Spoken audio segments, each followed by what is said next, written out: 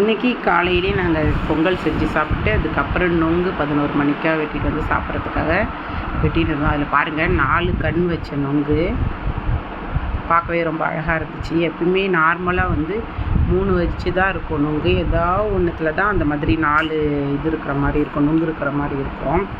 அதனால் நல்லா இருந்துச்சு அது பார்க்குறதுக்கே. என் தம்பி பையன் தான் நொங்கு சாப்பிட்றாரு. அவருக்கு நொங்கு ரொம்ப பிடிக்கும். பிள்ளைங்களுக்கு இதெல்லாம் கொடுத்து பழகணும், தெரிஞ்சுக்கிறது ரொம்ப நல்ல விஷயம் தானே இதெல்லாம்.